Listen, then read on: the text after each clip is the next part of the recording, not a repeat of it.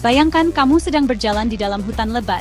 Sunyi, hanya suara ranting patah dan hembusan angin yang terdengar. Tapi tiba-tiba, auman keras menggema dari balik pepohonan. Itu bukan suara sembarangan. Itu suara sang raja harimau. Harimau bukan hanya hewan buas. Ia adalah predator puncak yang bisa menguasai wilayah hingga ratusan kilometer persegi. Uniknya, harimau adalah hewan soliter. Artinya, mereka suka menyendiri. Setiap harimau jantan bisa memiliki wilayah kekuasaan seluas 60-100 km persegi, dan mereka sangat protektif terhadap wilayah ini. Jejak kaki harimau bahkan digunakan oleh peneliti untuk mengidentifikasi satu persatu individu. Harimau punya kemampuan kamuflase yang luar biasa. Meskipun tubuhnya besar, mereka bisa menghilang di semak-semak hanya dalam sekejap. Warna loreng mereka bukan cuma untuk gaya, itu adalah senjata rahasia. Manusia bisa berdiri 10 meter dari harimau tanpa menyadari kehadirannya. Itulah kenapa harimau disebut sebagai hantu hutan. Harimau bukan pemburu biasa. Mereka dikenal sebagai predator yang sabar dan cerdas. Mereka bisa mengamati mangsa selama berjam-jam sebelum melancarkan serangan. Serangan harimau bisa mencapai kecepatan hingga 60 km per jam, dan lompatan sejauh 10 meter. Harimau bahkan diketahui memalsukan suara binatang lain untuk menarik perhatian mangsa.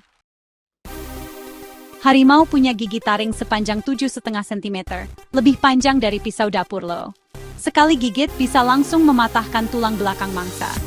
Rahangnya mampu memberikan tekanan hingga 1000 PSI atau pound per square inch, bandingkan dengan manusia yang hanya sekitar 160 PSI saja. Meski dikenal buas, harimau punya sisi lain loh. Mereka menunjukkan kasih sayang terhadap anak-anaknya, dan betina akan merawat anak harimau hingga usia 2 tahun. Bahkan ada bukti bahwa harimau bisa berduka saat kehilangan anak atau pasangannya. Oh iya, suara chuffing, semacam dengusan lembut, digunakan untuk menyapa dan menenangkan satu sama lain. Tapi, ada kabar sedih nih.